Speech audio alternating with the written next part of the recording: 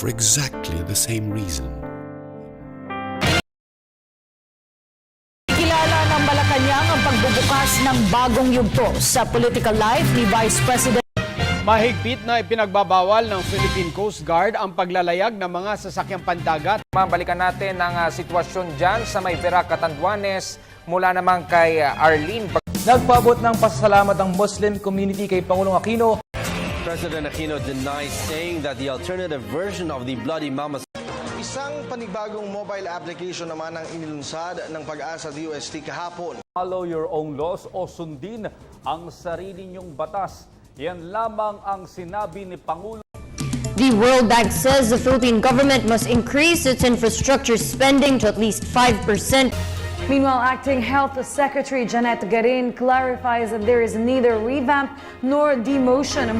Sa isang pambihirang pagkakataon, dalawang astronomical event magkasabay na nangyari.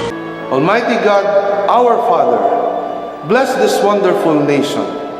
Protect us from physical and spiritual war, from fear and confusion, from separation and division.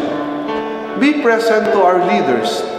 Give them wisdom and courage, affection and compassion, as they ponder decisions affecting peace of its people.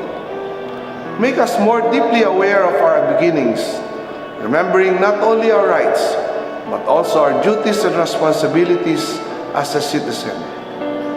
Make this nation, the pearl of the Orient Seas, to be a great place again. May all its people know clearly your will, that they may fulfill the call for us in the salvation of this land and the restoring of all things. In the name of your Son, Jesus Christ, our Lord and Savior. Amen. Kung nasa ng balita, ikaw at ang Liga ng Katotohanan magkasama sa pagbabalitang walang kinikilingan. Walang pinoprotektahan, walang kasinungalingan, serbisyong totoo pa lamang. Ako po si Becky Morales. Ako naman Arnold Clavio. Susunod na ang Rescue. Hanggang bukas, sama-sama tayong magiging saksi.